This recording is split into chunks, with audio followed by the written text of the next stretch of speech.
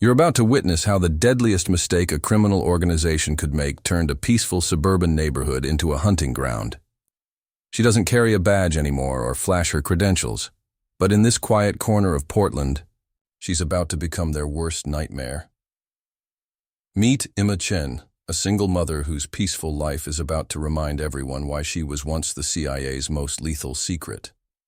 And trust me, you don't want to miss what happens when they take the one thing she can't live without. If you think you've seen it all, think again. Hit that subscribe button, and let's dive in. The morning sun cast long shadows across the pristine lawns of Evergreen Heights as Emma Chen stood in her kitchen, methodically preparing her son's lunch. Her movements were precise, each gesture calculated and efficient, though none of the other mothers in the neighborhood would have noticed anything unusual about the way she handled the knife as she sliced through a sandwich. To them, she was just another single mom, perhaps a bit more reserved than most, living in her modest two-story house with her teenage son, Marcus. The kitchen window offered a clear view of the street, and Emma's eyes regularly scanned the passing cars, a habit she'd never quite managed to break. 15 years had passed since she'd left the agency, trading in her cover identities and mission briefings for PTA meetings and grocery shopping. The transition hadn't been easy, but James, her late husband, had helped her build this new life, piece by piece, until she almost believed in it herself. A silver SUV drove past her house for the third time that morning. Most people wouldn't have noticed, but Emma wasn't most people. Her fingers paused over the lunch bag she was filling, her mind automatically cataloging details: tinted windows, out-of-state plates, the slight scrape on the rear bumper. The vehicle was trying too hard to look ordinary, which made it stand out to her trained eye. "Mom, have you seen my blue hoodie?" Marcus's voice echoed down the stairs, pulling her attention back to the present moment. At 17, he was the spitting image of his father. Same warm brown eyes, same easy smile that could light up a room. He was also the only person in the world who could make Emma temporarily lower her guard. "Check the laundry room," she called back, her voice carrying the warmth she reserved only for him. As she heard him thundering down the stairs, she allowed herself a small smile. Marcus had no idea who she used to be, what she was capable of. To him, she was just Mom, the woman who helped with his calculus homework, attended his basketball games, and occasionally embarrassed him in front of his friends. The kitchen counter was spotless, everything in its place. Emma had always been organized, but it wasn't just about cleanliness. Every knife in the wooden block had been carefully positioned for quick access. The heavy cast-iron skillet hung at just the right height to grab in an instant. Even the seemingly decorative wind chimes outside the kitchen window were strategically placed to alert her to any movement in the backyard. Emma checked her watch, an expensive-looking Cartier that concealed a garrote wire in its band, a remnant from her past life she couldn't bring herself to dispose of. Marcus would be leaving for school soon, and she had a showing scheduled at the real estate office where she now worked. It was a perfect cover. Flexible hours, access to property records, and a legitimate reason to know the ins and outs of every neighborhood in the city. Got it. Marcus bounded into the kitchen, pulling the hoodie over his head. Emma handed him his lunch, and he grabbed it with a quick, "Thanks, Mom." He was halfway to the door when she called out to him. "Marcus." Her voice was steady, casual even, but there was an undertone that made him pause. "Take the main road to school today. Construction on Cedar Avenue." It wasn't entirely a lie. There was construction, but that wasn't why she wanted him on the main road. The silver SUV had made her uneasy, and the main road had more witnesses, more cameras, more escape routes if needed. She watched from the window as Marcus walked to his car, an old Honda Civic that James had helped him fix up before the cancer took him 2 years ago. Emma's eyes tracked the street, the neighboring houses, the shadows between the trees. Everything looked normal, peaceful even, but she'd learned long ago that peace was often an illusion. As Marcus's car disappeared around the corner, Emma allowed her practiced smile to fade. She moved through the house with quiet efficiency, checking the security system James had thought was just her being an overprotective mother. He never knew that she'd modified it herself, adding sensors and fail-safes that weren't exactly available to the general public. The silver SUV hadn't reappeared, but something felt off. Emma had learned to trust her instincts. They'd kept her alive through 3 continents and more close calls than she cared to remember. She'd chosen this neighborhood carefully, this life carefully. Everything was designed to be forgettable, unremarkable. Just another single mother doing her best after losing her husband too soon. But as she gathered her real estate files and car keys, Emma couldn't shake the feeling that her carefully constructed world was about to shatter. She'd seen too much, done too much, to believe in coincidences. The SUV, the subtle shifts in the neighborhood's rhythm, the way her old instincts were waking up, it all pointed to something she'd hoped she'd never have to face again. As she locked her front door and walked to her car, Chen looked like any other realtor heading to work.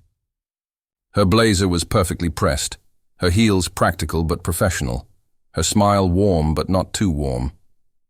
None of her neighbors would have guessed that under her carefully maintained exterior lay the muscle memory of 100 different ways to end a life, or that behind her pleasant expression, she was calculating sightlines and escape routes.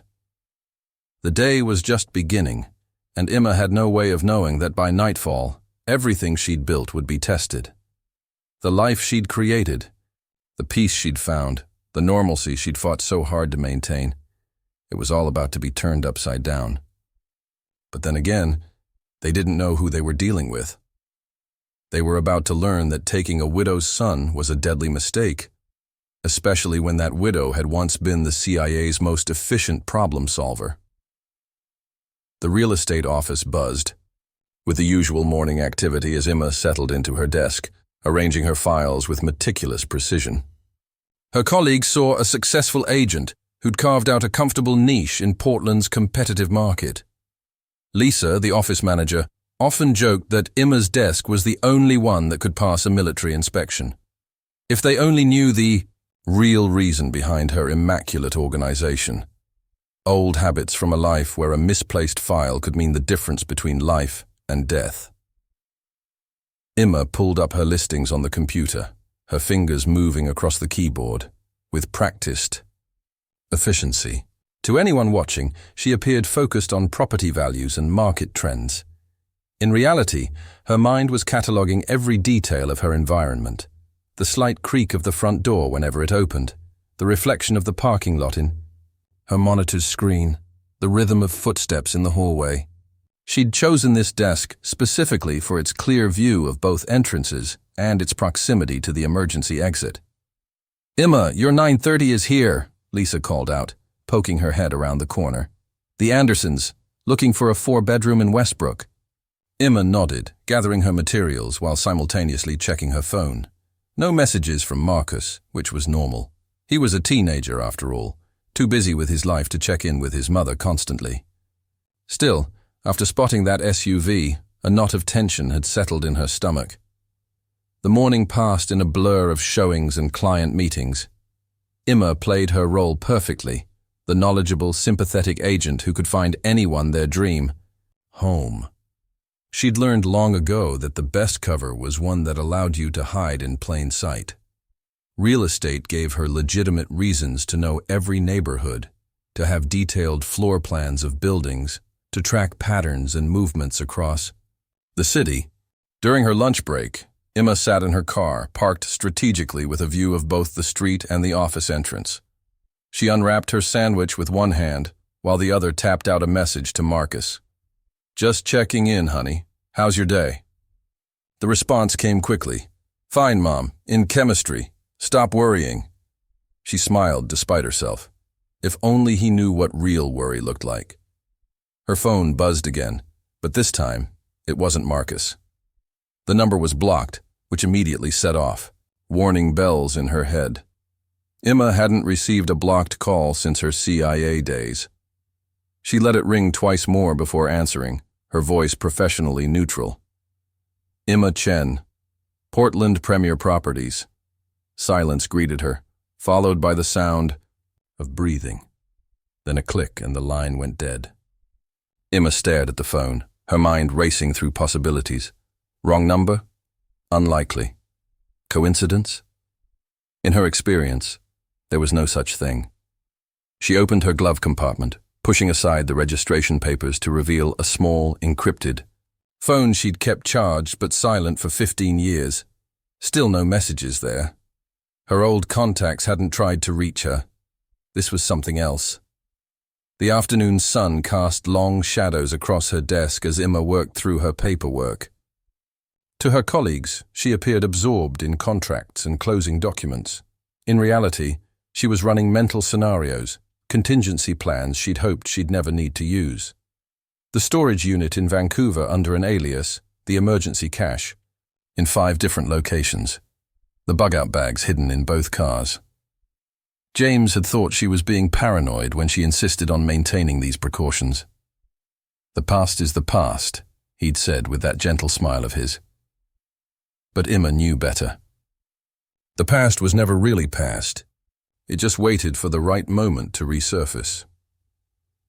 At 3:30, Emma's internal alarm went off. Marcus should be texting about getting home from school. She waited 5 minutes, then 10. No message. She sent him a text, keeping her tone casual. "Hey kiddo, home yet?" The minutes ticked by with no response. Emma pulled up the tracking app she'd installed on his phone, something she'd told him was just a safety precaution for a single mom.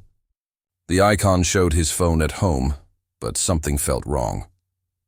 "Heading out early," she called to Lisa, gathering her things with practiced calm. "Got to check on Marcus."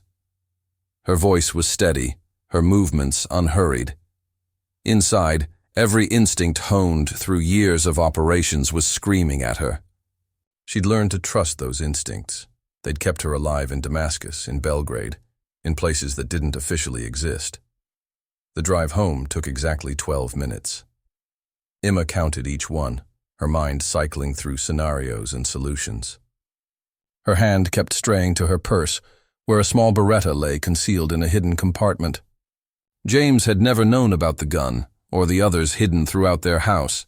Some habits couldn't be broken, some precautions couldn't be abandoned, not even for love. As she turned onto their street, everything looked normal. Marcus's Honda was in the driveway, exactly where it should be. The neighbor's cat was sunning itself on their front wall. Mrs. Rodriguez was watering her roses across the street. But something was off, a wrongness in the air that Emma had learned to recognize long before she could explain it.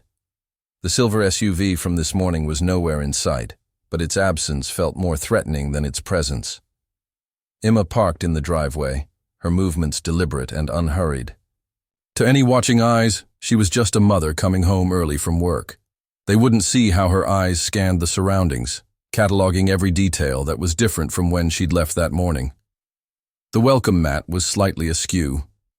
The front curtain was drawn differently. Small things, invisible to most, but to Emma, they were screaming warnings. Emma's key turned in the lock, with a soft click that seemed to echo through the silent house. The foyer looked exactly as she'd left it that morning, but 15 years of civilian life hadn't dulled her ability to read a scene. The air felt different, disturbed in a way that spoke of recent movement. Multiple people had passed through. Here, their presence betrayed by subtle signs that most would miss, but that Emma's trained eye caught instantly. "Marcus!" she called out, her voice carrying the perfect note of maternal concern. No response. She moved through the house with measured steps, each movement precise and controlled. In the kitchen, Marcus's backpack lay on the counter, books, spilling out as if dropped in a hurry. His phone lay beside it, screen cracked. Her son never went anywhere without his phone. The tracking app had shown his location at home because the phone was here, but Marcus wasn't. Emma's mind shifted gears, transitioning from concerned mother to operational mode, with a fluidity that surprised even her. The skills she'd buried beneath years of PTA meetings and open houses surfaced like muscle memory. Her eyes swept the kitchen, taking in details that painted a picture of what had happened. 3 water glasses on the counter, one with a smudged lipstick mark. Someone had tried to appear non-threatening, probably a woman. Scuff marks on the floor near the back door, signs of a struggle, but controlled, professional. Moving to the family room, Emma noted more signs. The couch cushions were slightly misaligned. A picture frame on the wall tilted just enough to suggest someone had bumped into it. They'd taken him by surprise, but they'd been careful. No blood, no significant damage. This wasn't a random kidnapping. They wanted him alive, which meant they wanted something. Emma climbed the stairs to her bedroom, her heels silent on the carpeted steps. Inside her closet, she pressed her palm against a seemingly solid back panel. It slid aside smoothly, revealing a small safe. The combination came to her fingers naturally. James's birthday, though he'd never known about this safe or its contents. Inside lay the pieces of her past she'd never fully abandoned. A set of passports with various aliases, several bundles of cash in different currencies, a secured satellite phone, and a USB drive containing information that could still topple governments. As she gathered these items, Emma's mind raced through possibilities. The blocked call at lunch hadn't been a coincidence. This was coordinated, professional, the type of operation she would have run in her previous life. But why now? Why Marcus? She'd been out of the game for 15 years, had carefully maintained her cover as Emma Chen, grieving widow and real estate agent. Someone had discovered her true identity, but more importantly, they'd found her weakness. The sound of a car door closing outside snapped her attention back to the present. Emma moved to the window, staying behind the curtain as she observed a dark sedan pulling up across the street. 2 men in suits emerged, their posture and movement screaming federal agents to her trained eye. They were too late. If they were. Here, it meant her past had already caught up with her. The CIA had somehow tracked her down, but they weren't behind Marcus's kidnapping. They were responding to it, just as she was. Emma opened her bedside drawer, removing a false bottom to reveal a Glock 19, custom modified with a suppressor attachment. The weight of the weapon in her hand brought back a flood of memories. Nights in foreign cities, split-second decisions, the cold clarity of survival. She'd promised James she was done with that life, had sworn to herself that Marcus would never know about her past. But they'd taken her son, and with him, they'd taken her choice. Moving efficiently, Emma changed out of her real estate attire into dark, fitted clothing that wouldn't restrict her movement. Cargo pants with hidden pockets for extra magazines, a black compression top, and boots she hadn't worn since her last operation. Her hands worked automatically, muscle memory taking over as she assembled her kit. Weapons, communications, tools she'd hoped never to need again.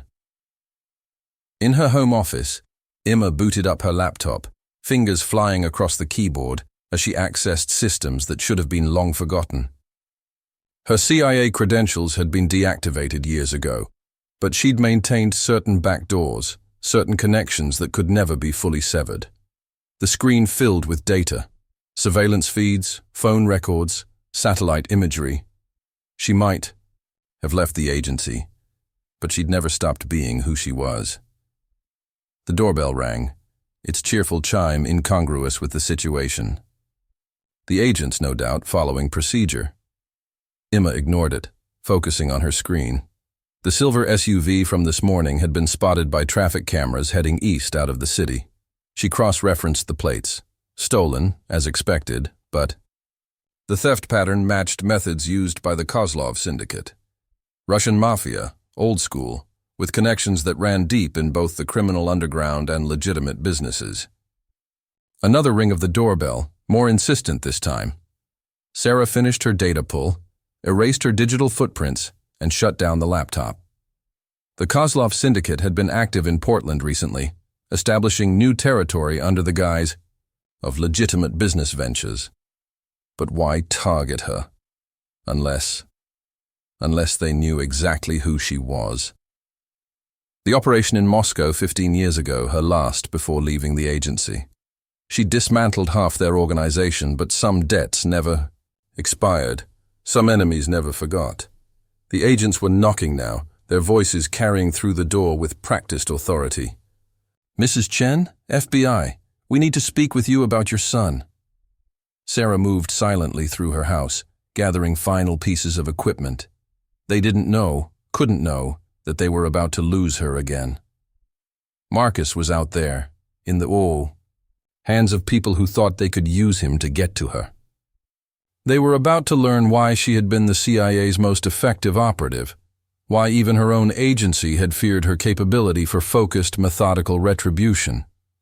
The black Mercedes appeared unremarkable as it pulled into the parking lot of the Portland Harbor Hotel, just another luxury vehicle among many.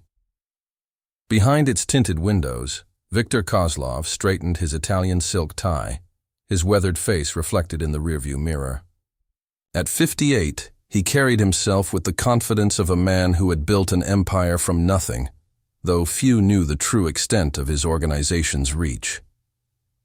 The hotel's marble lobby gleamed under crystal chandeliers as Victor strode through. It flanked by two men whose expensive suits couldn't quite hide their military bearing. To the casual observer, he was just another successful businessman. Only those who knew where to look would notice the subtle bulge of shoulder holsters, the watchful eyes that constantly scanned the perimeter, the way his security positioned themselves for maximum coverage.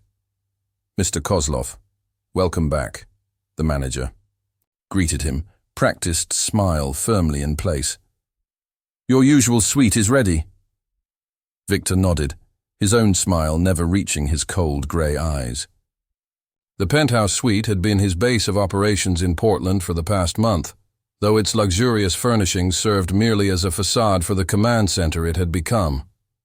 Inside the suite, Victor found Dmitri, his head of operations, waiting with several laptops open on the dining room table.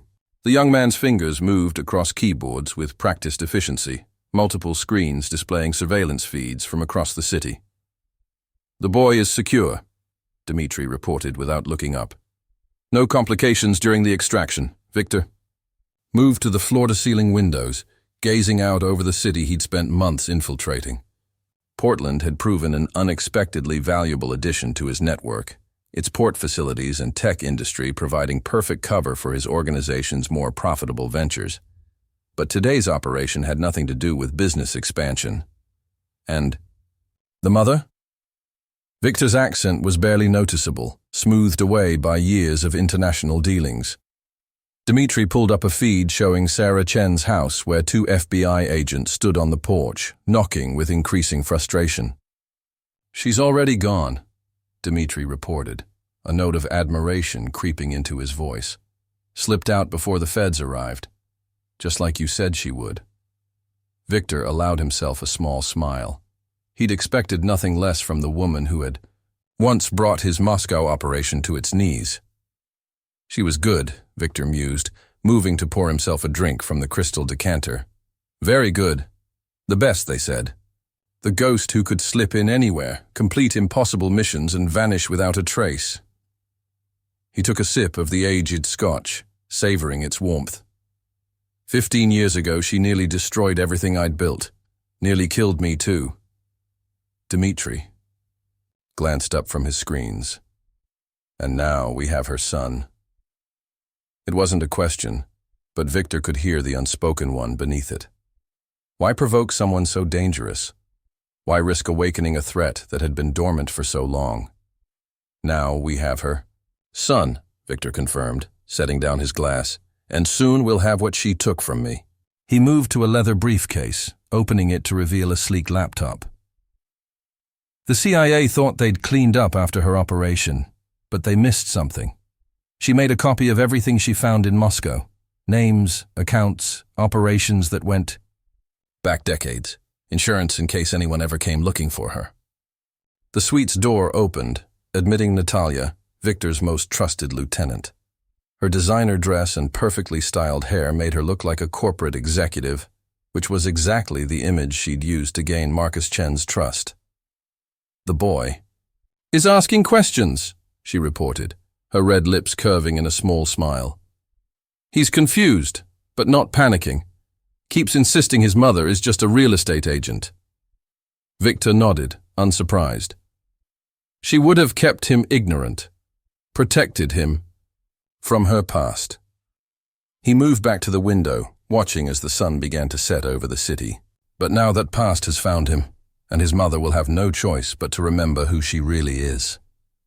Screens around the room showed various camera feeds, traffic intersections, security cameras, satellite imagery tracking movement across the city.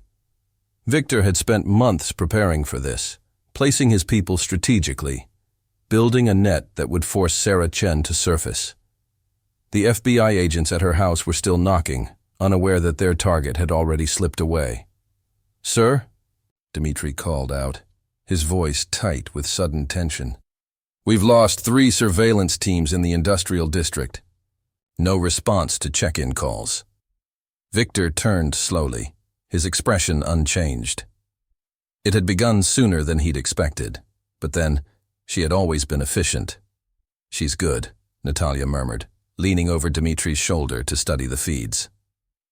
"Very good, she's hunting." Victor noticed the admiration in her voice and made a mental note.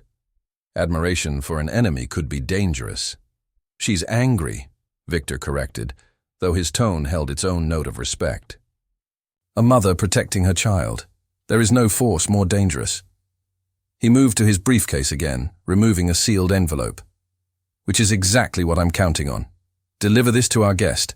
Make sure he knows it's for his mother's eyes. Only." The envelope contained a single photograph, grainy, taken 15 years ago in Moscow. In it, a younger Victor stood with a man whose face had been carefully blurred. The message it would send was clear. There were secrets still buried, truths that had never come to light. "Sir," Dmitri spoke up again, his voice careful. 3 more teams just went dark. She's moving faster than we anticipated." Victor nodded, unsurprised. She had been the CIA's best for a reason, but he had planned for this, had spent 15 years preparing for the moment she would be forced to emerge from hiding. "Let her come," he said softly, watching as more surveillance points went dark on Dmitri's screens. "Everything is proceeding exactly as it should." Because what Sarah Chen didn't know, what even his own people didn't realize, was that her son wasn't just bait to draw her out. He was the key to unlocking something far more valuable, a truth that had been buried 15 years ago in Moscow, a truth that could reshape the balance of power in ways even she couldn't imagine. The industrial district lay quiet in the gathering. Dusk, its warehouses and abandoned factories casting long shadows across empty streets. A security guard making his rounds paused, frowning at the sight of a dark figure slipping between buildings. He reached for his radio, but before his fingers could touch it, Sarah Chen appeared beside him, her movement fluid and silent. "Your next check-in is in 20 minutes, she said softly, her voice carrying just enough authority to freeze him in place. "You're going to miss it. When you wake up, tell them you fell asleep in your car." Before he could respond, her hands moved, with practiced precision. The guard slumped forward, unconscious but unharmed. Sarah caught him easily, arranging him in the security vehicle to support his story when he awoke. She'd been moving systematically through the district for the past hour, dismantling Kozlov's surveillance network piece by piece. Each team she encountered was dealt with efficiently. No deaths, no serious injuries, but they wouldn't be reporting back to their boss. She wasn't ready for Kozlov to know exactly where she was or what she was capable of. Not yet. Sarah's phone vibrated, a message from one of her old contacts, who still owed her favors. 3 words. Harbor Hotel, Penthouse. Of course, Kozlov would choose the most expensive hotel in Portland for his base of operations. Some things never changed. She remembered him from Moscow, remembered the way he'd surrounded himself with luxury, even as his empire crumbled around him. Moving through the shadows, Sarah approached her next target, Two men in a parked van, monitoring feeds from cameras they'd placed throughout the district. She could see the glow of their screens through the vehicle's windows. They were professionals, but they were watching their monitors, not their surroundings. Amateur mistake. The van's back doors opened silently under her practiced touch. The first man barely had time to turn before Sarah's hand found the pressure point at the base of his neck. The second reached for his weapon but fell forward as Sarah's elbow connected precisely with his temple. She caught him before he could hit the equipment, lowering him gently to the floor. Sarah slipped into the van, her fingers flying over keyboards as she accessed their system. The screens showed various locations around the city, including multiple angles of her own house. The FBI agents had finally given up and left, probably to regroup and plan their next move. She had maybe an hour before they started a citywide search. A new feed caught her attention, an interior shot of what looked like a luxury hotel room. Her heart stopped for a moment as Marcus came into view, sitting on a couch with his hands free, apparently unharmed.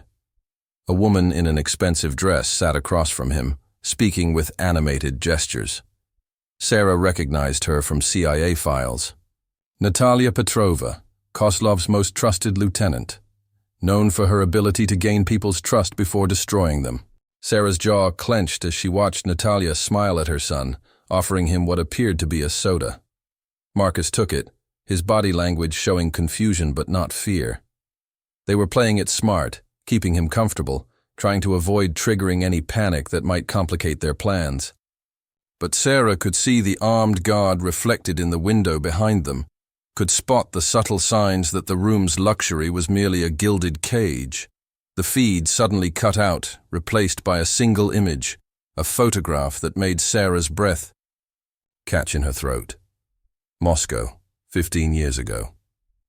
Viktor Kozlov, standing with a man whose face was blurred, but Sarah would never forget who it was. The image vanished after a few seconds, replaced by text. Time to finish what started in Moscow. Your son is comfortable for now. Level 4 parking garage, 1 hour. Come alone. Sarah sat back, her mind racing. The parking garage would be a trap. Of course. Kozlov wasn't stupid enough to meet her directly, not yet. This would be a test, a way to gauge her capabilities after 15 years of civilian life. He was probably watching her now, monitoring how she handled this first challenge.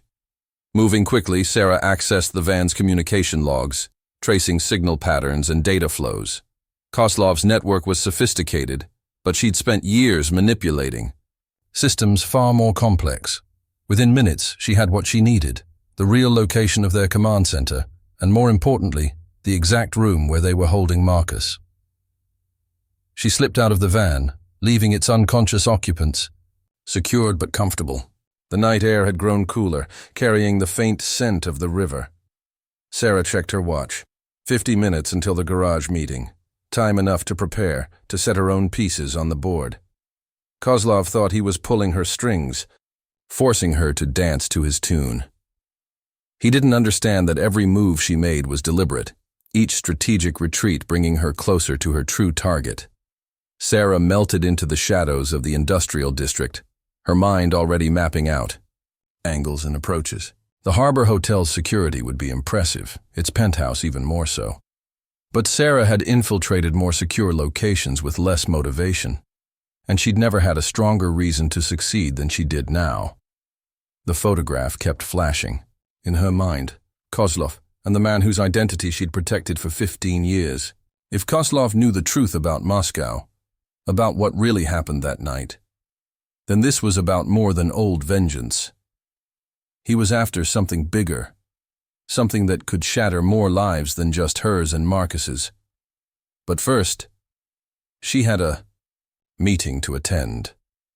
And if Kozlov wanted to test her skills, she would give him exactly what he expected, enough to keep him interested, but not enough to reveal her true capabilities. Because Sarah Chen hadn't survived 15 years in deep cover by showing her full hand too early. The time for that would come, and when it did, Kozlov would learn why even the CIA had feared her ruthless efficiency. The level 4 parking garage was a concrete maze of shadows and echoes, its fluorescent lights casting an artificial pallor over empty parking spaces. Sarah entered from the south stairwell, her movements deliberate and unhurried. They would be watching, analyzing every step, every gesture. 3 surveillance cameras tracked her progress, their red lights blinking steadily in the dim light. "Mrs. Chen," a voice echoed through the garage, artificially distorted. "Stop where you are." Sarah complied, positioning herself precisely between 2 concrete pillars. Her hands remained visible at her sides, apparently relaxed. Only someone with extensive training would notice how her weight was perfectly balanced, ready to move in any direction. 2 men emerged from behind parked cars, their movements betraying military training. Former Spetsnaz, Sarah guessed, noting their stance and the way they handled their weapons. Professional, but predictable. A woman followed, not Natalia, but someone trying to mirror her polished appearance. A decoy meant to draw attention. "Your son is comfortable," the woman said, her accent carefully cultivated to match Natalia's. "Whether he stays that way depends on your cooperation." She held up a tablet, showing a live feed of Marcus in the hotel room. He was reading something on his phone, seemingly unaware of the armed guard still positioned by the window. Sarah allowed her expression to show just the right amount of maternal concern. "What do you want?" Her voice carried the perfect note of controlled fear, a mother trying to be brave for her child. Inside, she was counting footsteps, calculating angles, noting the slight delay between the tablet's video feed and the subtle echoes she could hear from the ventilation system above. "Mr. Kozlov wants what you took from Moscow," the woman replied, taking a step forward. "The drive containing all his organization's secrets. 15 years is a long time to hold on to something so dangerous." Sarah's eyes flickered to the tablet, then back to the woman's face. Let them think she was nervous, distracted by concern for Marcus. "I don't know what you're talking about," Sarah said, her voice wavering slightly. "I'm a real estate agent. I've never been to Moscow." The 2 men moved wider, establishing a triangulation point. Standard FSB protocol. She'd seen it countless times during her CIA days. Kozlov was definitely recruiting from his old connections. The woman's smile turned cold. "Let's not play games, Mrs. Chen. Or should I say Agent Morrison? That was your name then, wasn't it? Before you disappeared. Before you decided to play house in Portland." She took another step forward, confident in her position of power. "The drive, Agent Morrison. Where is it?" Sarah let her shoulders slump slightly, defeat creeping into her posture. "How did you find me?" The question came out barely above a whisper. "Give them what they expect. A mother broken by fear, a former agent rusty from years of domestic life. Make them think they had the upper hand." "You were good at hiding," the woman acknowledged. "Very good, but Mr. Kozlov is patient. He waited, watched, gathered every scrap of information until he found you. And now, he wants what's his." She held out her free hand. "The drive, and your son goes free. Everyone walks away." Sarah's eyes darted between the woman and the 2 men, her breathing becoming more rapid. Signs of stress they would expect to see. I need time. To think. She took a half step back, apparently overwhelmed. The men adjusted their positions automatically, responding to her movement. "You have 1 hour," the woman stated firmly. "Bring the drive to the location we'll send you. No police, no CIA. Just you, the drive, and maybe your son gets to remain ignorant about his mother's real identity." She turned to leave, confident, in her control of the situation. That's when Sarah moved. Her first strike took out the nearest guard before he could blink. A precise blow to the throat that left him gasping but alive. The second guard managed to raise his weapon, but Sarah was already inside his reach. Her elbow connected with his solar plexus as her other hand stripped the gun from his grasp. The woman barely had time to reach for her own weapon before Sarah's foot connected with her wrist, sending the gun skittering across the concrete floor. "Tell Kozlov," Sarah said quietly, her voice now stripped of all pretense, "that if he wants to test me, he'll have to do better than this." Her hand moved in a blur, and the woman crumpled unconscious to the ground. Sarah caught the tablet before it could shatter on the concrete, her eyes scanning the video feed one last time. The entire confrontation had taken less than 10 seconds. Sarah knew there would be more guards watching, more eyes analyzing her every move. She'd given them exactly what Kozlov would expect, enough skill to prove she was still dangerous, but not enough to reveal her true capabilities. Let them think they'd seen everything she could do. Sarah walked calmly toward the exit, stepping over the unconscious bodies. The garage's cameras tracked her movement, their red lights blinking steadily. She could almost imagine Kozlov watching the feed, thinking he was learning her patterns, analyzing her techniques. He didn't realize he was seeing only what she wanted him to see.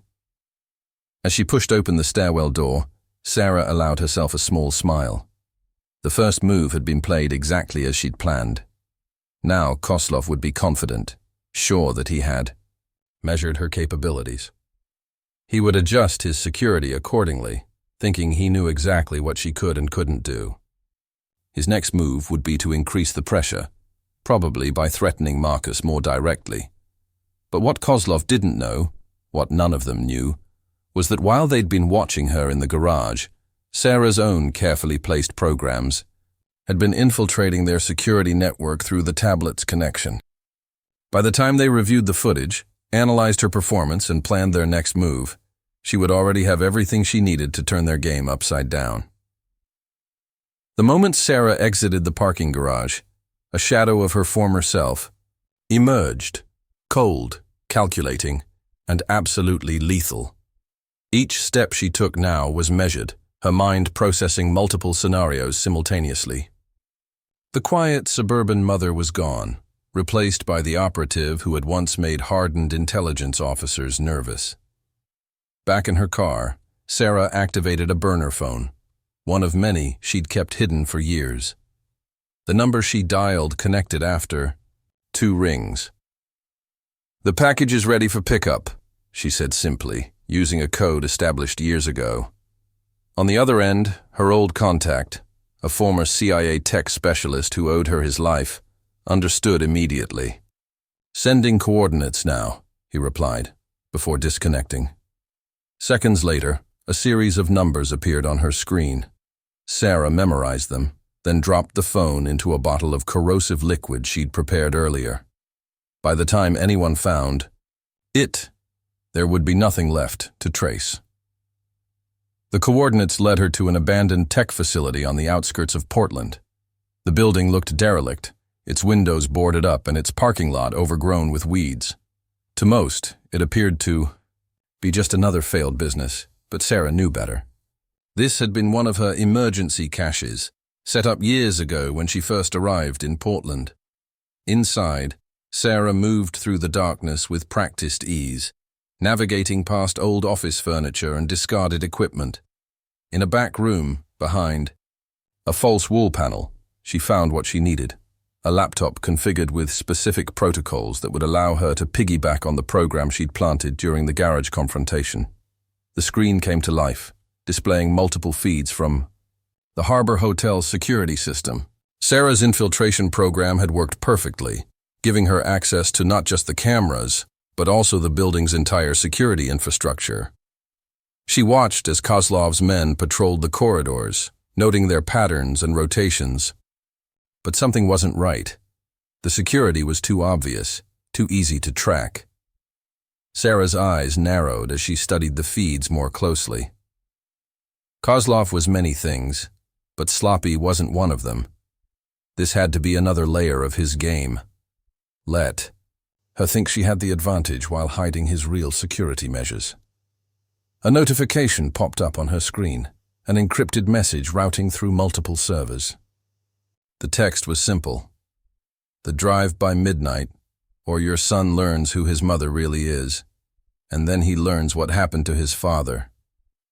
Sarah's hands stilled over the keyboard, Kozlov was playing his trump card earlier than expected. James's death, the cancer that had taken him 2 years ago, had been real. Sarah had watched him fade away, helpless to do anything but hold his hand and whisper goodbye. But what if there was more to the story? Something even she hadn't known? The implication in Kozlov's message sent a chill down her spine. No, she whispered to herself, pushing the doubt away. This was what Kozlov wanted, to make her question everything, to shake her certainty. She couldn't afford to let him get inside her head. Not now, not when Marcus needed her to be focused.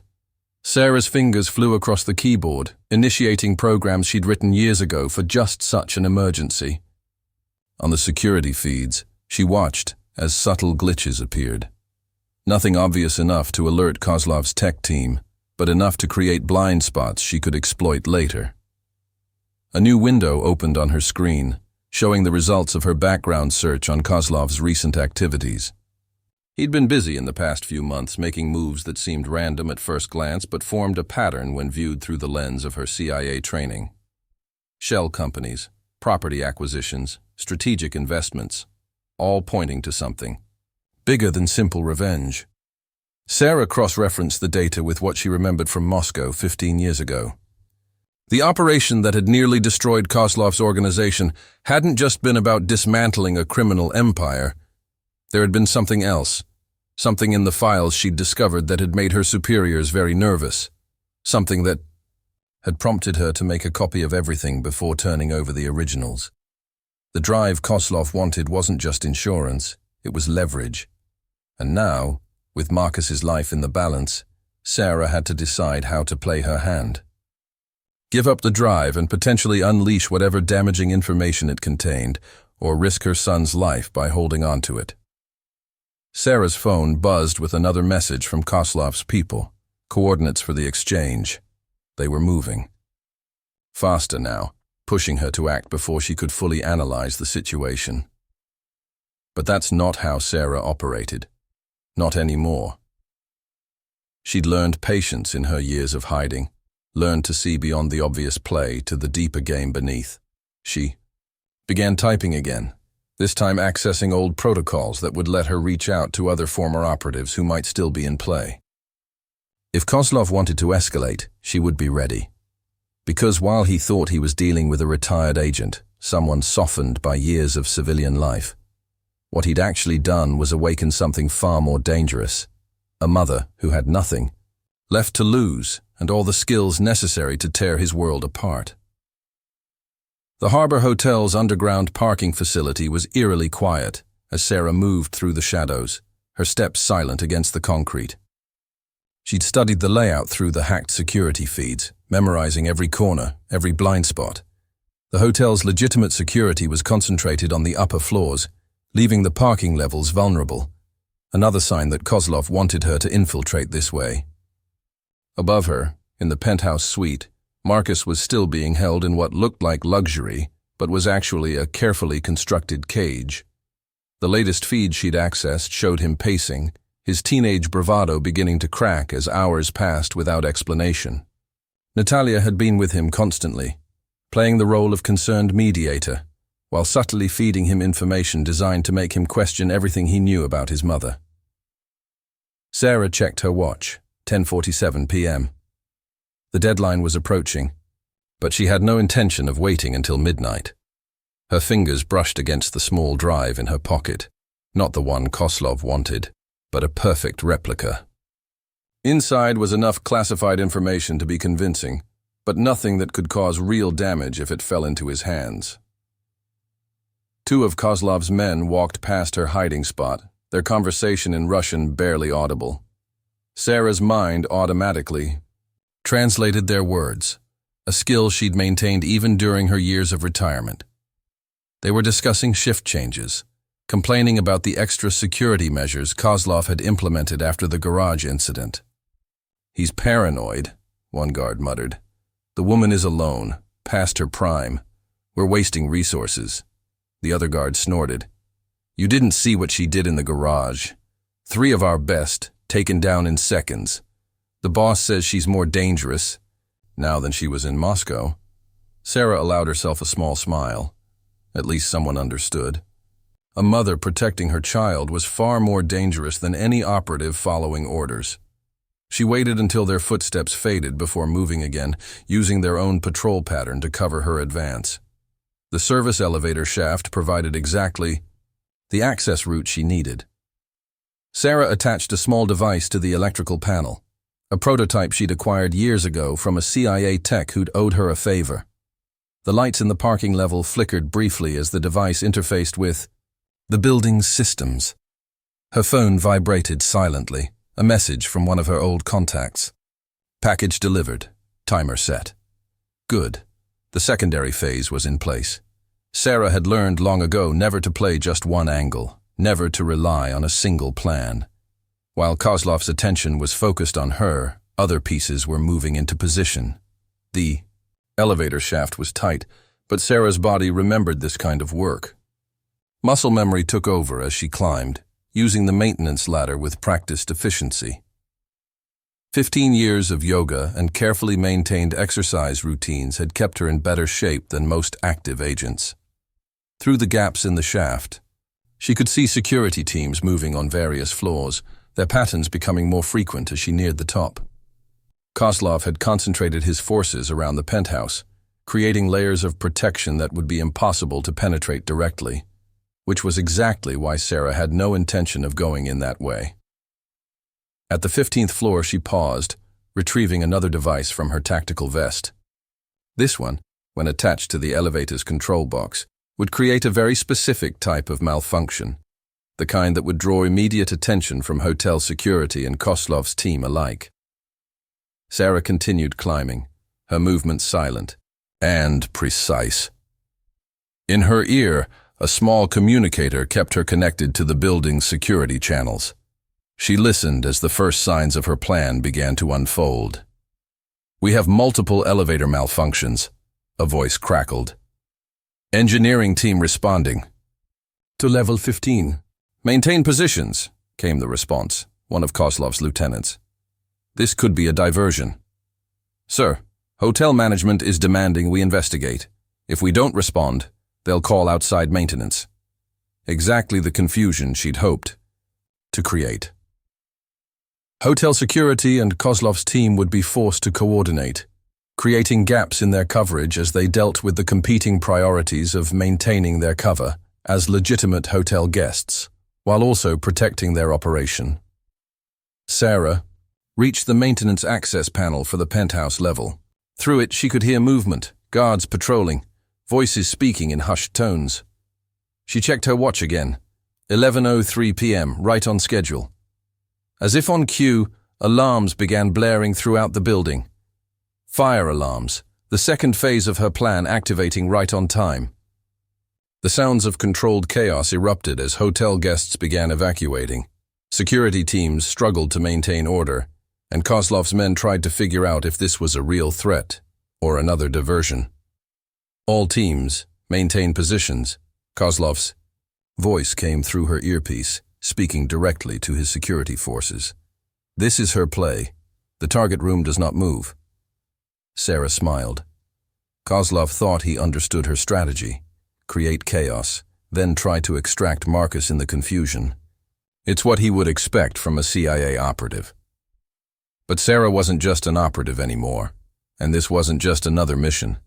This was about her son, and she'd learned long ago that the most effective plans were the ones your enemies never saw coming. She reached into her vest and removed a small canister. The next phase would require perfect timing, but then, timing had always been her specialty. After all, she hadn't earned her reputation by being predictable. Through the chaos of fire alarms and evacuation procedures, Sarah moved with lethal precision. The canister she'd prepared released a specialized compound into the ventilation system, not tear gas or sleeping agent, but something far more subtle. A CIA development that never officially existed, designed to create mild disorientation and memory gaps without any obvious symptoms. Inside the penthouse suite, Kozlov stood at the window, watching the chaos unfold below as hotel guests streamed out of the building. His confidence had wavered slightly when the elevators malfunctioned, but he'd expected something like this. Sarah Chen was playing exactly the kind of game he'd anticipated. Create confusion, divide attention, then strike. "Sir," Dmitri called from his bank of monitors, "we're losing feeds on the lower levels. Some kind of interference." Kozlov nodded, unconcerned. Let her think she was being clever. The real security wasn't in the cameras or the guards, it was in what she didn't know, couldn't know. In the secure room, Marcus sat with Natalia, his earlier calm beginning to crack. "What's going on?" he demanded, standing as the alarms continued to blare. "Why aren't we evacuating?" Natalia smiled, that same practiced expression that had worked so well during the initial abduction. "Just a precaution, Marcus. Everything is under control." But even as she spoke, she felt the first effects of Sarah's compound. A subtle loosening of thoughts, a slight delay in reactions.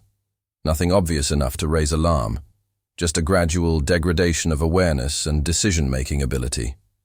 Sarah accessed the penthouse through a maintenance panel in the ceiling of the adjacent suite, her movements silent despite the continuing chaos. Through her earpiece, she could hear Kozlov's security teams reporting in, their voices becoming progressively less focused as the compound took effect. "Level 12 secure, I think." A pause. "What was I checking again?" "Maintain positions," came the response, though the commander's voice had lost its earlier sharpness. Watch for... He trailed off, unable to complete the thought. Sarah moved through the ventilation system, her path taking her directly above the room where Marcus was being held. Through the grate, she could see her son pacing, while Natalia sat nearby, blinking repeatedly as she tried to fight off the compound's effects. The armed guard by the door was already showing signs of confusion, his weapon lowering slightly as his training warred with the chemical's influence. In his command center, Kozlov pressed a hand to his temple, fighting against a fog he couldn't quite identify. Something was wrong, but the thought kept slipping away before he could grasp it. He turned to Dmitri, intending to issue orders, but found himself staring at the young man who appeared to be equally confused, staring at his screens without really seeing them. That's when Sarah made her move. The ceiling panel dropped silently. Behind the guard, and before he could turn, Sarah's hands found the pressure points that would render him unconscious. He dropped without a sound, his weapon caught before it could clatter to the floor. Natalia reached for her own gun but found her movements sluggish, uncoordinated. She tried to call for backup but couldn't seem to remember the correct procedure. "Mom?" Marcus's voice cracked with confusion and relief. "What's happening? What's going on?" "Later," Sarah replied softly, her movements precise despite the compound filling the air. She'd taken the antidote before entering the building, her mind clear while everyone else struggled with growing confusion. "Stay close to me." She guided Marcus toward the door, supporting him as the compound began to affect him as well. In the main room, Kozlov's security team was in disarray, men standing at their posts, but unable to remember exactly what they were watching for. Some had simply sat down, staring blankly at walls, as their thoughts scattered like leaves in the wind. Kozlov himself stood by the window, his usual sharp demeanor dulled to confusion. As Sarah led Marcus past him, the crime lord tried to raise an alarm but found he couldn't quite remember why this woman and boy were important, or why he should stop them. "The drive," he managed to say, the words coming with great effort. "You have to... the drive..." Sarah paused, shifting Marcus's weight slightly. "Check your pocket, Victor. I put it there 30 minutes ago, while you were all breathing in my little cocktail. Everything you wanted to know about Moscow." She smiled, though there was no warmth in it. "Good luck remembering how to access it." They made their way to the service elevator, which had been prepared for their escape. Behind them, the penthouse suite had fallen into confused silence, its occupants struggling with memories that were already beginning to fade. By morning, none of them would have a clear recollection of exactly what had happened or how their quarry had escaped. As the elevator descended, Marcus leaned against the wall, fighting against the compound's effects. "Mom," he managed, his voice thick with confusion. Who are you?" Sarah held her son close, supporting his weight as the elevator carried them to safety. "I'm still your mother," she said softly. "That's the most important thing. The rest we'll talk about when you're thinking clearly again." This drive she'd left with Kozlov contained exactly what she'd promised. Everything about Moscow. But not the truth he'd been seeking. Instead, it held a carefully constructed alternative history, one that would send him chasing shadows while she and Marcus disappeared. Because some secrets were better left buried, some truths better left untold. Sarah's safe house was a modest apartment in Vancouver, Washington, close enough to maintain surveillance on Portland, but far enough to provide a buffer if needed. She guided Marcus through the door, his movements still sluggish from the lingering effects of the compound. The apartment looked lived in, homey even, though she hadn't set foot in it for years. Another part of her contingency planning that had finally proved necessary. "Sit," she instructed gently, helping Marcus onto the couch. His eyes were clearer now, the confusion from the compound beginning to fade. In its place, she could see questions forming, the kind she'd hoped she'd never have to answer. The kind that would change everything between them. "Those men," Marcus started, his voice hoarse. "They kept saying things about you. About Moscow. About who you really are." He looked up at her, and for a moment, Sarah saw James in his eyes, the same intensity, the same need to understand. "Who are you, Mom? Really?" Sarah moved to the kitchen, buying time as she prepared 2 cups of tea. Her hands moved automatically, checking the cups and tea bags for tampering despite knowing the safe house was secure. Old habits died hard, especially now that they'd been reawakened. "I was someone else once," she finally said, returning with the tea. "Before you were born. Before I met your father." She sat across from him, noting how he tracked her movements with new awareness, seeing her differently now. "I worked for the government, in a capacity that officially didn't exist." "CIA?" Marcus asked, and Sarah noticed how quickly he'd made the connection. He'd always been sharp, like his father, like her. "Those men, the ones who took me, they said you stole something. Something important." Sarah took a careful sip of her tea, organizing her thoughts. How much could she tell him? How much should she? The truth could protect him, but it could also make him a target, just like his father. 15 years ago, I was tracking a criminal organization in Moscow, she began, choosing her words carefully. The man from tonight, Viktor Kozlov, was their leader. We thought we were just dismantling another crime syndicate, but what I found... She paused, the memories rushing back. What I found was something bigger. Something that involved people who were supposed to be on our side. Marcus leaned forward, his tea forgotten. "What did you find?" "Evidence," Sarah replied, her voice dropping slightly. "Names, dates, transactions that proved certain government officials, American officials, were working with Kozlov's organization. Using them to move money, influence elections, eliminate problems." She met her son's eyes. "The kind of information that could start wars if it ever came to light. And you kept it? All this time?" Sarah nodded. "Insurance.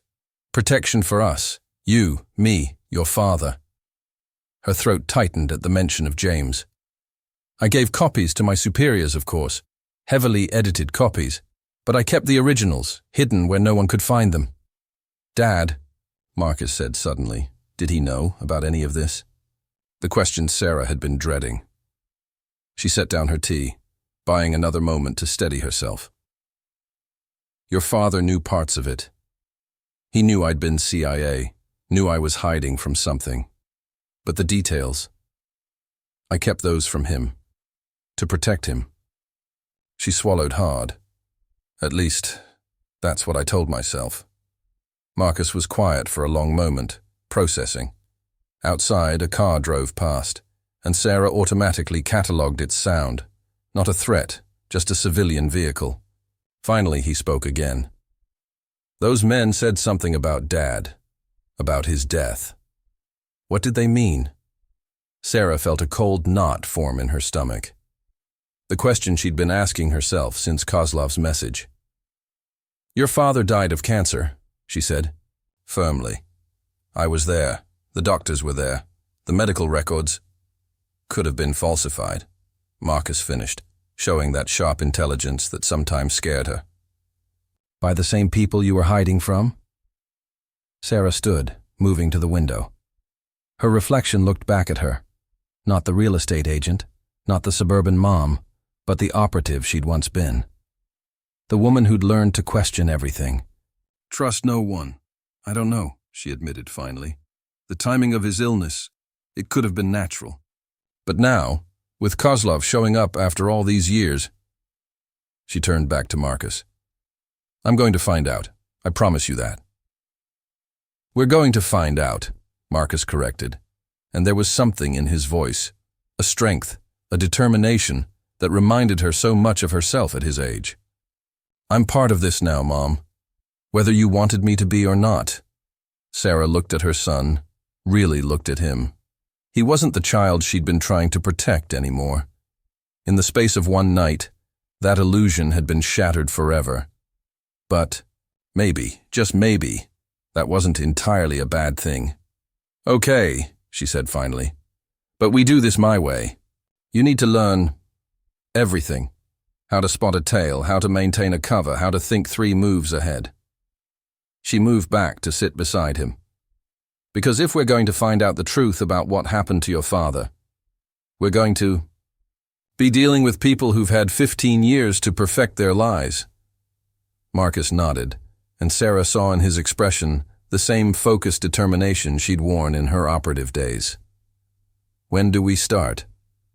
"We already have," Sarah replied, reaching for her laptop. "Kozlov's people will be recovering from the compound soon. When they do, they'll start analyzing everything that happened tonight, every move, every decision." She opened a program she hadn't used in years, which means we need to be ready for what comes next. Because Sarah knew. This was just the beginning. Kozlov had brought her back into a world she'd left behind, forced her to reveal truths she'd hoped to keep buried forever. But he'd made one crucial mistake. He'd threatened her family. And now he was about to learn why even the CIA had feared her dedication to completing a mission, no matter the cost. Sarah woke before dawn, her body automatically alert without the need for an alarm. Marcus was still, asleep on the couch, looking deceptively peaceful despite everything that had happened. She moved silently through the apartment, checking security systems and scanning police frequencies on a modified radio. No alerts, no APBs. Kozlov's people were keeping things quiet, just as she'd expected. Her laptop displayed multiple windows of information, traffic camera feeds, hotel security logs, and most importantly, the tracking program she'd embedded in the drive she'd given Kozlov. He hadn't accessed it yet, probably still dealing with the aftermath of her compound.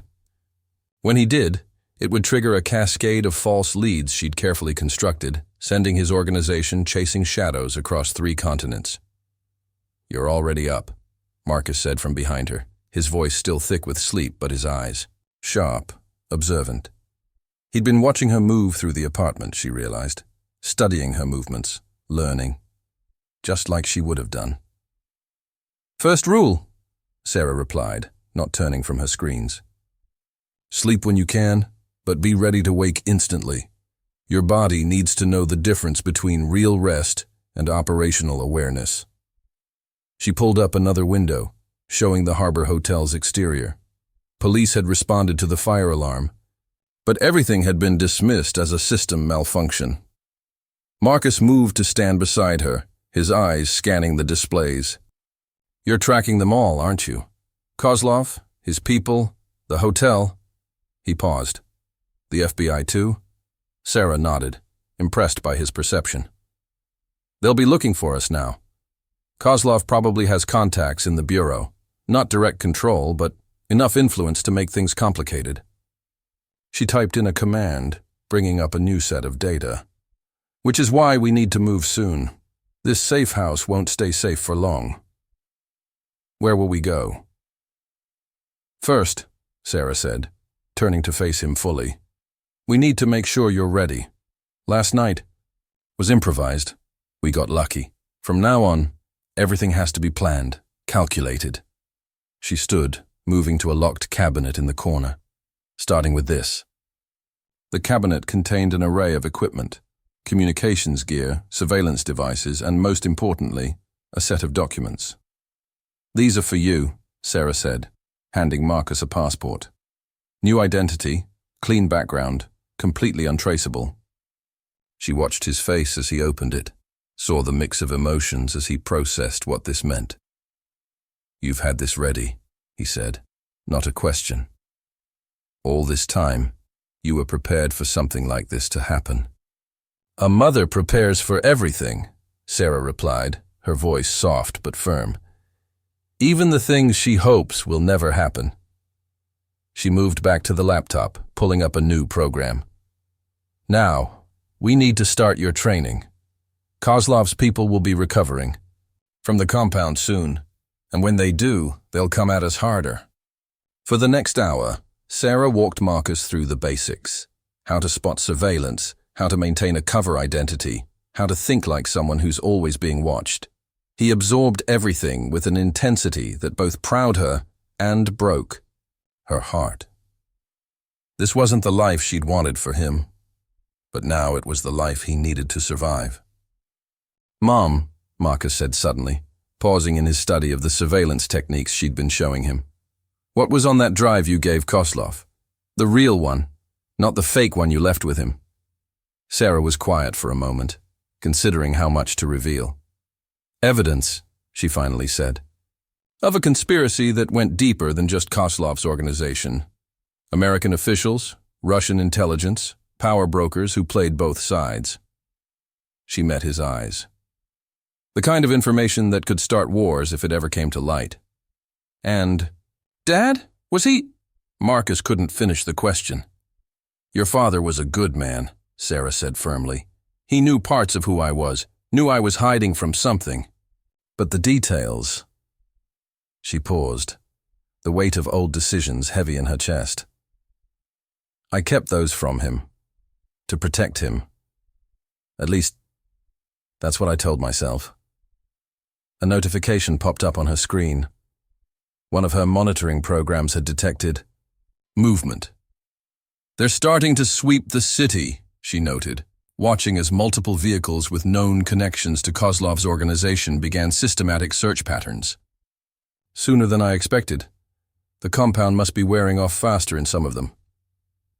What's our next move? Marcus asked, and Sarah heard the change in his voice. No longer just her son asking questions, but a partner preparing for an operation. We need to retrieve something, Sarah said, pulling up a map. The real drive, the one with the actual Moscow files. It's hidden in a place only I know about. She zoomed in on a location outside the city. But getting there won't be easy. Kozlov's. People will be watching all the obvious routes. Marcus studied the map, his mind working in ways that reminded her so much of herself at his age. You have a plan. I always have a plan, Sarah confirmed, reaching for her phone. But first, we need to make a stop. There's someone we need to see, someone who might know more about what really happened to your father. Because while keeping Marcus safe was her primary mission, Sarah had another objective now. Kozlov had hinted at something about James's death, something that had been nagging at her ever since. And if there was even a chance that her husband's cancer had been more than natural causes, she would tear apart every shadow organization, every hidden conspiracy, until she found the truth. Get ready, she told Marcus, closing her laptop. The real work begins now. Because Sarah Chen hadn't spent 15 years building a quiet life just to watch it burn. She'd spent those years preparing for the day when she'd have to become who she truly was again, preparing for the moment when she'd need every skill, every contact, every deadly capability she'd ever possessed. And now that moment had come.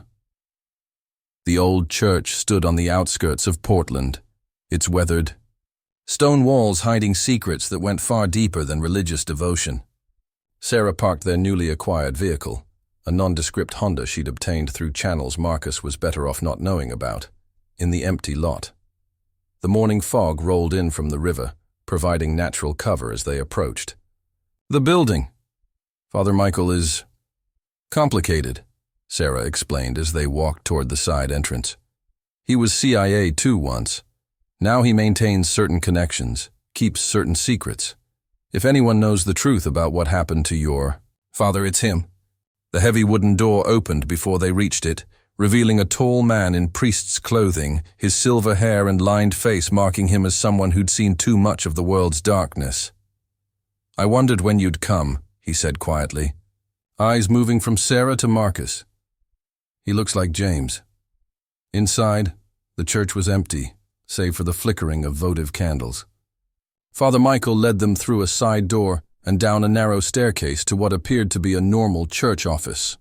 But when he pressed his palm against a seemingly solid wall, a hidden panel slid aside to reveal a room filled with monitoring, equipment and computer screens. Some habits die hard, the priest said, noting Marcus's surprised expression. Your mother isn't the only one who kept certain contingencies in place. He moved to a computer terminal, fingers flying across the keyboard. Kozlov's people have been busy. They're searching methodically, using both legitimate businesses and criminal contacts as cover. Sarah stepped closer to the screens, studying the data. They're being too obvious about it. Kozlov's smarter than this. Her eyes narrowed.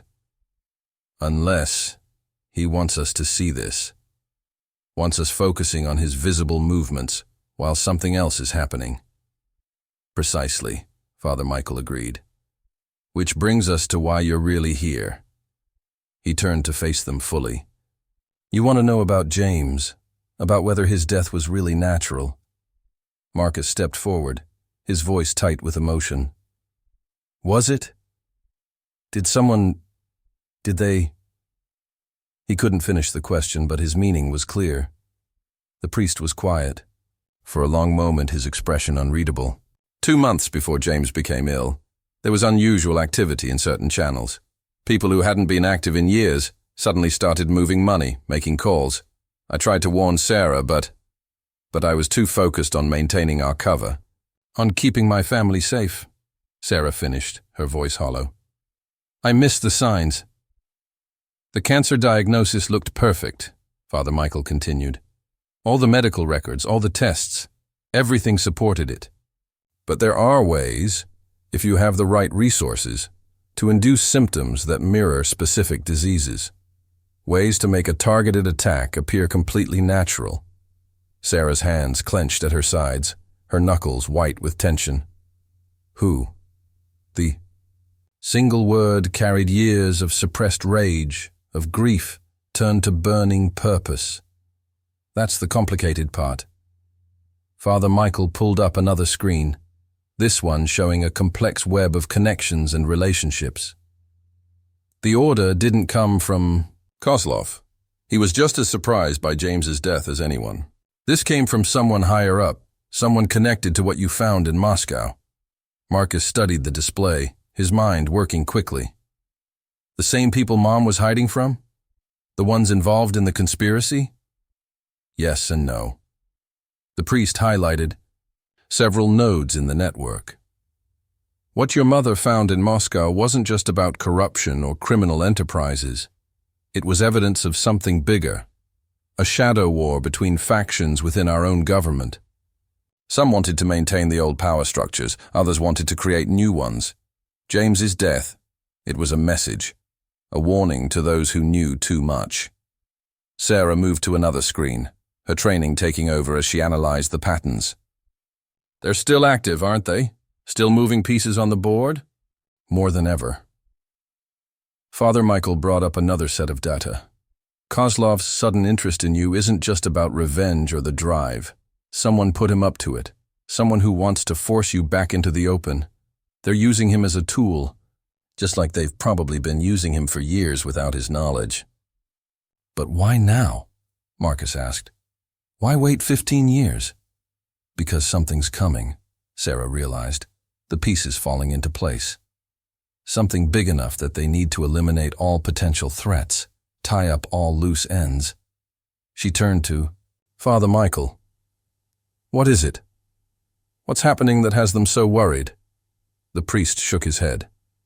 I don't know the specifics, but there's been increased chatter, unusual movements of resources. Whatever it is, it's happening soon. Within the next few weeks, maybe days. Sarah straightened. Decision made. We need to move faster than planned. The real drive, the one with the unedited Moscow files, it's not just insurance anymore. It's leverage we need to find out who really killed James. They'll be watching all the obvious locations, Father Michael warned. And Kozlov's people are just the visible threat. There are others, hidden players who've been waiting years for you to surface. I know, Sarah replied, her voice taking on the cold efficiency that had once made her the CIA's most effective operative. But they don't know everything. There are still cards they haven't seen, moves they can't anticipate. She turned to Marcus. Are you ready? Because what comes next, there's no going back. Marcus met his mother's gaze, and in his eyes she saw not just determination, but understanding. Understanding that the truth about his father's death, about the forces that had shaped their lives from the shadows, was worth any risk. I'm ready, he said simply. Father Michael watched them, his expression a mixture of concern and pride. God go with you both, he said softly. You'll need all the help you can get. Sarah nodded once, then led Marcus back toward the stairs. Behind them, the priest's voice carried one final warning. Sarah, watch the shadows. The darkest threats aren't always the ones you can see coming. The late afternoon sun cast long shadows across Portland's industrial district as Sarah's car approached the abandoned warehouse. This was it. The final piece of the puzzle, the moment when everything would either fall into place or shatter completely. Marcus sat beside her, his posture tense but controlled, just as she'd taught him over the past few days. Remember what I told you, Sarah said quietly, her eyes scanning the perimeter. No matter what happens in there, no matter what you see or hear, you stay focused on the mission. The warehouse loomed ahead, its weathered exterior hiding secrets that had cost lives to protect. I remember, Marcus replied. And Sarah heard in his voice the same steel she'd carried in her own during her operative days. Get to the secondary position. Maintain surveillance. Signal if I spot any of Kozlov's people approaching. He paused. And if something goes wrong, you run, Sarah finished firmly. No heroics, no attempts to help me. You take the backup. Phone, you contact Father Michael, and you disappear. She pulled the car into a concealed position behind a stack of shipping containers. Promise me. Marcus met her gaze, and for a moment, Sarah saw James in his eyes. That same unwavering determination. I promise, he said, though they both knew it was a promise he might not keep. After all, he was his mother's son. The warehouse interior was exactly as Sarah had left it years ago, though few would recognize its true significance. To the casual observer, it was just another abandoned building filled with old machinery and forgotten cargo. But beneath the layers of dust and decay lay one of the most sophisticated security systems ever designed. Sarah moved through the space with practiced efficiency, Marcus following her lead as they navigated the invisible grid of sensors and cameras. She'd spent years maintaining this place, updating its defenses, ensuring that when the moment came, if the moment came, everything would be ready. Watch, she instructed, demonstrating the precise sequence of movements needed to access the hidden vault. 7 steps forward, turn exactly 45 degrees right, then 9 steps at a diagonal. Her feet moved in what appeared to be a random pattern, but was actually a carefully choreographed dance around pressure sensors. They reached the center of the warehouse, where an old industrial press stood like a silent sentinel. Sarah placed her hand on its corroded surface, pressing specific points in sequence. With a soft hiss, a panel slid aside, revealing a state-of-the-art biometric scanner. "The real drive is in there?" Marcus asked, studying the sophisticated security system with new appreciation. "Along with everything else we need," Sarah confirmed. "Evidence, weapons, new identities, everything I've collected over the years. Insurance against exactly this kind of situation." She began the scanning sequence, her finger hovering over the final authorization button. "But once we open it, every hidden protocol I've embedded in various systems will activate. Kozlov and his people will know exactly where we are." Marcus nodded, understanding the implications. "That's why we're doing this now. Using their own surveillance against them, making them think they've caught us, while actually leading them into a trap," Sarah finished. She'd trained him well these past few days. "They'll come expecting to find us cornered, desperate. Instead..." A sound from outside interrupted her, the distant rumble of vehicles approaching. Sarah's hand moved automatically to her weapon, even as her mind calculated distances and angles. "Time to move. You know what to do." Marcus hesitated for just a moment, then moved quickly to his assigned position, disappearing into the shadows of the upper level.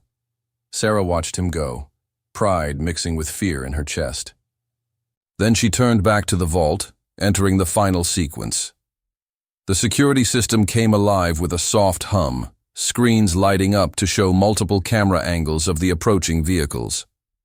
Kozlov's men were moving into position, their formations suggesting they'd brought serious firepower. But that was expected.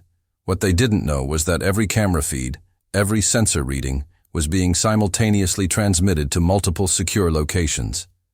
"Come on, Victor," Sarah whispered, watching as the crime lord himself emerged from an armored SUV. "Take the bait."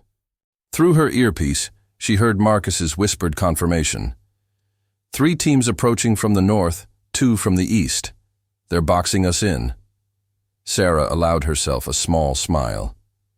Kozlov was playing exactly into her hands, using exactly the tactics she'd predicted. He thought he was closing a trap, but he didn't realize that everything, from the warehouse location to the timing of their arrival, had been carefully orchestrated. Because the real secret wasn't in the vault at all. It was in what would happen when Kozlov's people breached the building, when they thought they had finally cornered the former CIA operative who had haunted them for 15 years. The truth about James's death, about the shadow war that had claimed his life, wasn't hidden in any digital file or secret document. It was written in the actions of those who would come to kill her, in the orders they would follow and the protocols they would execute. Sarah had spent years setting up this moment, this elaborate dance of deception and revelation. And now, as Kozlov's forces moved into their final positions, as the pieces of her plan locked into place, she was ready to learn exactly who had marked her family for death. "All teams in position," Marcus whispered through the comm. "They're waiting for Kozlov's order." Sarah drew her weapon, checking it one final time. "Then let's not keep them waiting." Because this wasn't just about survival anymore.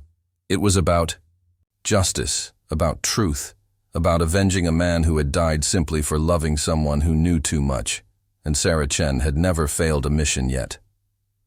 The warehouse erupted in chaos as Kozlov's men breached multiple entry points simultaneously. Flashbangs and smoke grenades filled the air, but Sarah remained perfectly still, counting silently. They were using standard tactical entry procedures, exactly as she'd anticipated. Multiple teams converging, Marcus reported quietly through the comm. "They're moving in a spiral pattern, working toward the center." His voice was steady, controlled, making Sarah's heart swell with pride, even as it ached for the innocence he'd lost. Sarah waited in the shadows near the vault, her breathing calm and measured. The smoke would work to her advantage, obscuring the subtle defensive measures she'd installed years ago. Through her tactical goggles, she could see Kozlov's men moving in practiced formations, their weapons scanning for targets. "Agent Morrison." Kozlov's voice boomed through the warehouse. "It's over. You have nowhere left to run." He emerged from the smoke like a specter, flanked by heavily armed guards. But Sarah's attention was drawn to the man beside him, a figure she recognized from classified briefings years ago. Assistant Director Warner of the CIA, a man who should have been retired. "Interesting company you're keeping, Victor," Sarah called out, her voice echoing off the walls. "I wonder if your men know they're working for the CIA now." The statement caused visible confusion among Kozlov's troops, exactly as intended. Warner stepped forward, his expression cold. "That's enough, Morrison. You've caused enough problems. The drive now, and maybe your son lives through this." "The drive's not what this is about," Sarah replied, moving silently to a new position. "This is about Moscow, about what really happened that night." She could see the tension in Warner's posture, the slight tell that told her she was right. "About why James had to die." "Multiple teams converging," Marcus reported quietly through the comm. "They're moving in a spiral pattern, working toward the center." His voice was steady, controlled, making Sarah's heart swell with pride, even as it ached for the innocence he'd lost. Sarah waited in the shadows near the vault, her breathing calm and measured. The smoke would work to her advantage, obscuring the subtle defensive measures she'd installed years ago. Through her tactical goggles, she could see Kozlov's men moving in practiced formations, their weapons scanning for targets. "Agent Morrison." Kozlov's voice boomed through the warehouse. "It's over. You have nowhere left to run." He emerged from the smoke like a specter, flanked by heavily armed guards. But Sarah's attention was drawn to the man beside him, a figure she recognized from classified briefings years ago. Assistant Director Warner of the CIA, a man who should have been retired. "Interesting company you're keeping, Victor," Sarah called out, her voice echoing off the walls. "I wonder if your men know they're working for the CIA now?" The statement caused visible confusion among Kozlov's troops, exactly as intended. Warner stepped forward, his expression cold. "That's enough, Morrison. You've caused enough problems. The drive now, and maybe your son lives through this." "Okay." "Drive's not what this is about," Sarah replied, moving silently to a new position. "This is about Moscow, about what really happened that night." She could see the tension in Warner's posture, the slight tell that told her she was right. "About why James had to die." "Your husband's death was unfortunate," Warner said carefully, "but necessary. He was asking too many questions, getting too close to things he shouldn't have known about." Marcus's sharp intake of breath was barely audible through the comm, but it fueled the cold rage in Sarah's chest. "You killed him," she said softly. "Not Kozlov, not some shadow organization. The CIA killed an innocent man to keep their secrets. The agency protects its interests," Warner replied. "Just like you taught your son to protect his. Speaking of which," he made a subtle gesture, and Sarah's blood ran cold as she heard Marcus's muffled grunt through the comm, followed by silence. "Mom, behind you!" Marcus's warning came just as additional forces emerged from hidden positions that weren't part of Kozlov's tactical plan. CIA Black Ops teams, moving with the precision that only came from years of specialized training. But Sarah had been counting on this too. As the first team breached her position, she triggered the warehouse's real security system. EMP pulses disabled their tactical gear, while hidden panels shifted to create new cover positions. The carefully constructed kill house she designed years ago came alive, turning the warehouse into a deadly maze of her own making. "You really think I didn't plan for this?" Sarah's voice carried through the chaos as she engaged the CIA teams with lethal efficiency. "That I didn't know the agency would try to clean up their mess?"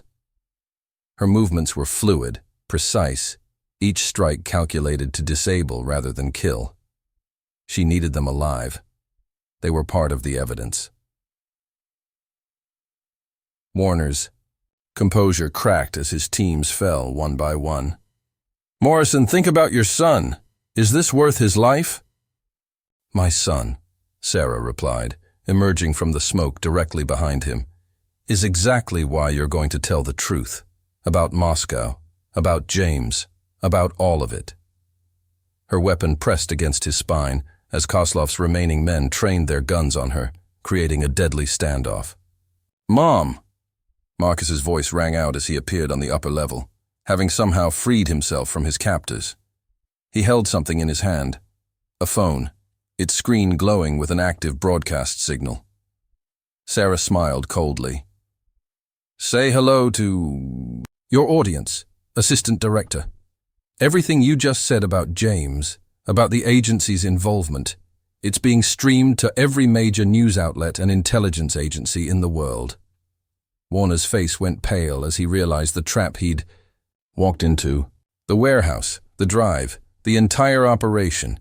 It had all been orchestrated to get him to incriminate himself, to expose the truth about the CIA's involvement in James's death. "It's over," Sarah said quietly. "The truth is out, and now you're going to tell me everything about who gave the orders, about why James really had to die, about what was so important in Moscow that it was worth killing an innocent man to protect." Because in the end, this hadn't been about survival or revenge. It had been about justice. Justice for James, justice for Marcus, justice for every life that had been destroyed by people who thought they could play God with other people's lives. And as the sound of legitimate law enforcement sirens filled the air, as multiple agencies converged on the warehouse with the world watching through Marcus's broadcast, Sarah Chen held her position, her mission finally complete. The truth about James's death was exposed, the conspiracy revealed, and most importantly, her son was safe. The game was over, and this time the shadows had lost.